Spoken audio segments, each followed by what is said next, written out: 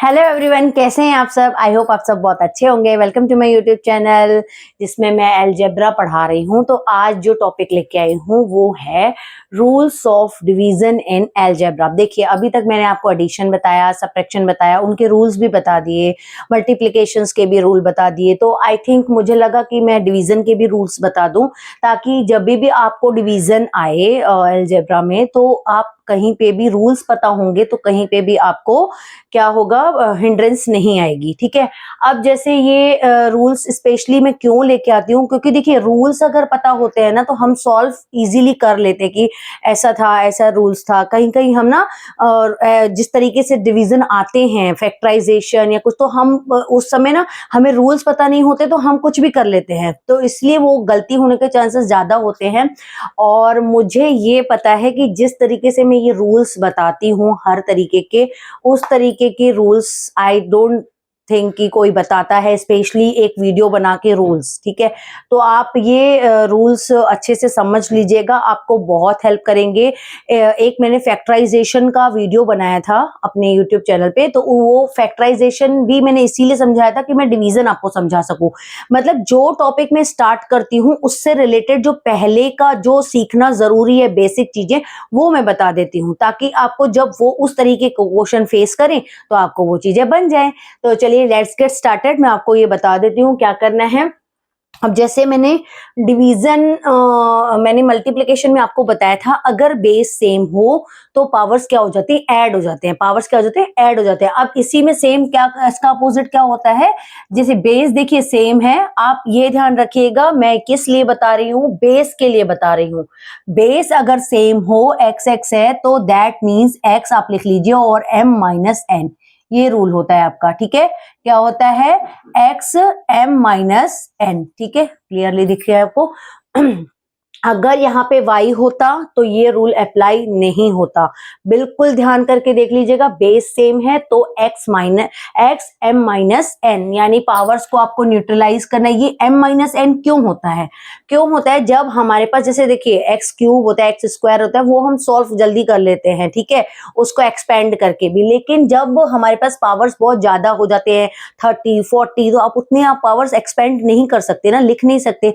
तो उस वजह से ये रूल्स अप्लाई हो जाते हैं, जिस वजह से आप अगर रूल्स पता होते हैं तो इजीली वो चीजें सॉल्व हो जाती है। एक्स m माइनस एन आपका हो गया। अब देखिए ये वाला जो रूल है, रूल पे आते हैं। Second rule, it's very important rule और थोड़ा टफ भी है, ट्रिकी भी है ना।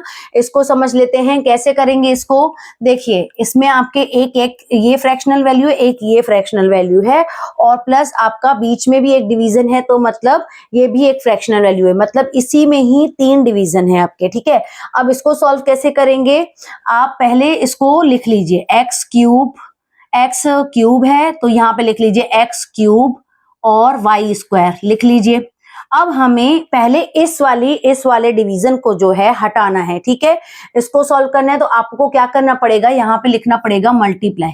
ठीक है, मल्टीप्लाई करके, और आपको जो डिनोमिनेटर में है उसको वैल्यू में, उसको कहाँ लेके आना है, आपको न्यूमरेटर में लेके आना है, और जो आपका न्यूमरेटर था उसको आपको डिनोमिनेटर में लेके आना है। ठीक है, अभी आप ये वैल्यू फ्रैक्शनल वैल्यू सॉल्व नहीं कर रहे हैं, फिलहाल आप इसको, जो ये वाला डिवीजन था बड़ा वाला, उसको आप हटा रहे हैं। उसको हटाने के लिए आपको क्या करना पड़ेगा, इस वाली फ्रैक्शनल वैल्यू को एज इट इज लिखना है, फिर इस वाली फ्रैक्शनल को हमको क्या करना है, अपोजिट में लिखना है मल्टीप्लाई के साथ। ठीक है। अब देखिए इसको सॉल्व करने के 2 तरीके हैं, मैं जो आपको अभी बताऊंगी कैसे। एक एक्सपेंड का है। एक्सपेंड मतलब हम इसको बढ़ा रहे हैं, मतलब जैसे ये एक्स क्यूब है तो एक्स को 3 बार लिख रहे हैं, और वाई स्क्वायर है तो वाई को हम 2 बार लिख रहे हैं, इसको एक्सपेंड कर रहे हैं ना, और यहाँ पे वाई अपॉन एक्स लिख रहे हैं। इसके तो कोई पावर्स थे ही नहीं, वाई अपॉन एक्स था। ठीक है, अब देखिए एक एक्स यहाँ पे कट गया, और यहाँ पे एक वाई कट गया, है ना। आपका कितना बचा यहाँ पे, एक्स स्क्वायर अपॉन वाई। देखिए ये आपका आंसर हो गया, एक्स स्क्वायर अपॉन वाई। देखिए एक ये आंसर हो गया, मतलब आंसर यही आएगा, लेकिन तरीका मैं आपको बता रही हूँ। एक दूसरा तरीका मैं आपको बता दे रही हूँ इसका, कि क्या करना है। जैसे मैंने आपको बताया कि बेस सेम है तो आपको पावर्स को क्या करना है, माइनस करना है। ठीक है, तो 3 - 1। ठीक है, 3 - 1 लिखेंगे। देखिए इसका यहाँ पे ये देखिए ये भी मल्टीप्लाई के साथ है तो आप ऐसे लिख सकते हैं, ये डिवीजन में है मतलब इसके साथ, ये भी डिवीजन में, ये बेस इनका देखिए सेम है, 3 - 1 करेंगे, ठीक है, बेस सेम है और इसका बेस सेम है ना y का, तो आप इसको ऐसे लिखिए y 1 - 2। 1 - 2 क्यों लिखेंगे, देखिए ऊपर वाले का जो पावर था वो था 1 और नीचे वाले का था 2, तो आप ऐसे नहीं करेंगे कि 2 - 1 कर दे, ऊपर का जो भी पावर हो आप पहले उसे ही लिखेंगे और नीचे वाले के पावर को भी सेम लिखेंगे, मतलब जो प्रोसेस है आप वही करेंगे, m - n मतलब ऊपर वाला पहले और नीचे वाला बाद में, चाहे फिर आंसर निगेटिव में ही क्यों ना आए, ठीक है। अब देखिए x 3 - 1 था तो क्या हो जाएगा x², और यहाँ पे अगर y का माइनस करेंगे तो क्या आएगा -1, ठीक है, क्या आएगा 1 में से -2 करेंगे तो -1 आएगा, तो इसमें क्या करेंगे x²। अब देखिए ये माइनस में है तो इतना भी आप लिख सकते हैं इससे आंसर में x² y -1, लेकिन अगर आपको ये नेगेटिव साइन पसंद नहीं है, आपको हटाना है, तो आपको क्या करना पड़ेगा, इसको डिनोमिनेटर में लेके आना पड़ेगा। कैसे, y -1 है तो क्या करेंगे, इसको 1/y हो जाता है, 1/y, तो 1/y that means x² into 1, तो x² और ये y का y हो जाएगा। माइनस अगर कभी भी हम यहाँ पे पावर में माइनस में है तो हम जो भी वैल्यू होती है उसको डिनोमिनेटर में लेके आते हैं 1 करके, ठीक है, ये ऐसे करके 1/y, जो भी यहाँ पे कुछ भी वैल्यू होती 2 3 4 जो भी होती, हमें क्या करना पड़ता, अगर माइनस में उसके पावर आते तो उसको हम सीधे डिनोमिनेटर में लेके आते। तो देखिए आंसर आपका दोनों ही प्रोसेस से सेम है, x² और x² दोनों ही आंसर देखिए सेम है। अगर मैंने आपको ये तरीका क्यों बताया, अब इसका भी एक रीजन बता दे रही हूँ।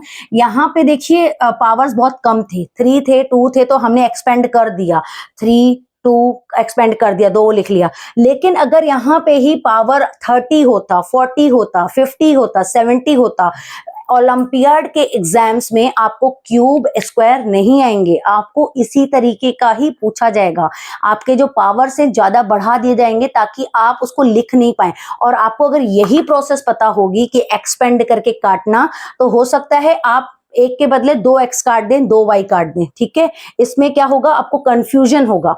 तो ये चीज क्या है, ये छोटे के लिए तो अच्छा है भाई, छोटे 3 है 2 है स्क्वायर है 1 है उसके लिए अच्छा है, लेकिन जब आपका बड़े पावर्स आ जाते हैं 10 20 30 100 कितने भी है ना, 20 से अबव, तो 20 आप 20x लिखने तो नहीं बैठेंगे, तो पावर को न्यूट्रलाइज करने के लिए आपको ये जो फॉर्मूला है ये अपनाना पड़ता है m - n का। तो जब बेस आपका सेम हो तो 3 आप उसको क्या करेंगे m - n, और फिर इस तरीके से आपका आंसर बिल्कुल परफेक्टली आ जाएगा। अगर 3 - 1 होता, अगर यहाँ पे 30 - 28 होता तो क्या कर देते, 30 - 28 तो कितना आ जाता, x² इजीली आपका आ जाता, बस माइनस ही करना होता।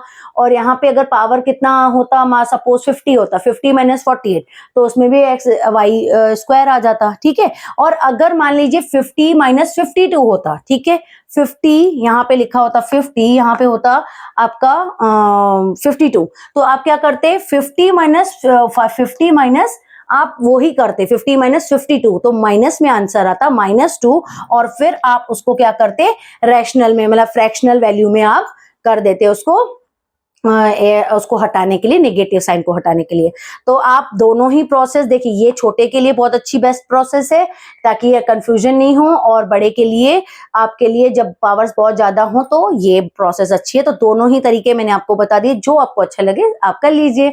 आप देखिए यहाँ पे मैंने आपको ये है x m into n, m into n क्यों होगा, क्योंकि देखिए ये ब्रैकेट के अंदर है, ये एक पावर है और ये भी एक पावर है, ठीक है, मतलब एक बेस है, ठीक है, एक बेस है, उसका एक पावर है, ठीक है, फिर उसका भी एक पावर है, तो क्या करेंगे, उन पावर्स को क्या करेंगे, मल्टीप्लाई करेंगे। क्या करेंगे, जितने भी आपके ब्रैकेट के बाहर पावर्स बढ़ते जाएंगे, आपको क्या करना है, उन पावर्स को मल्टीप्लाई करते जाना है, प्लस नहीं करना है। ध्यान रखिएगा, बेस एक ही रहेगा, पावर्स बढ़ते जाएंगे। 2 यहाँ सपोज यहाँ पे 2 होता, मैं इसको एग्जाम्पल के साथ समझा दे रही हूँ, x⁻² होता और बाहर 3 होता, तो हम क्या करते, जो x m इंटू n किया तो मैं क्या कर देती 2 इंटू 3, तो इसकी वैल्यू क्या आ जाती 6। ठीक है, अब इसी में ही अब पावर्स मैंने बताया, जितने भी पावर्स होंगे मल्टीप्लाई, अब ये वाला प्रोसेस भी वही हो जाएगा। देखिए कितने पावर्स है, 3 पावर्स है, x m इंटू एन और ये p एक पावर और है इसमें, ठीक है, ब्रैकेट में लगा हुआ, तो x m into n into p।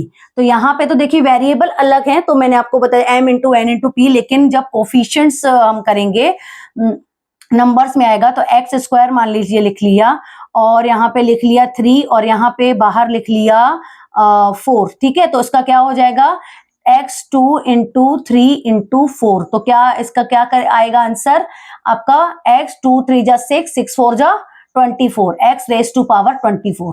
देखिए मैंने इसको आपको एग्जाम्पल के साथ भी समझा दिया कि अगर आपका इस तरीके से आए, ब्रैकेट के बाहर पावर्स हो तो मल्टीप्लाई हो जाते हैं। ठीक है, अब आपको ये डिवीजन के जो रूल्स हैं वो समझ में आ गए होंगे। रूल्स अगर आपको क्लियर हैं तो आपको डिवीजन में कहीं भी प्रॉब्लम नहीं होने वाली है। आई बेट यू दिस मतलब इसको मैं बोल सकती हूँ कि मतलब आपको प्रॉब्लम नहीं आने वाली है। अगर आपको मेरा वीडियो पसंद आ रहा हो तो लाइक कर दीजिए, कमेंट कर दीजिए, सब्सक्राइब कर लीजिए, और कमेंट में जरूर बताइए अगर आपको कोई डाउट हो रहा हो तो भी मैं उस चीज को सॉल्व करने की कोशिश करूंगी। Thank you so much for watching, bye bye.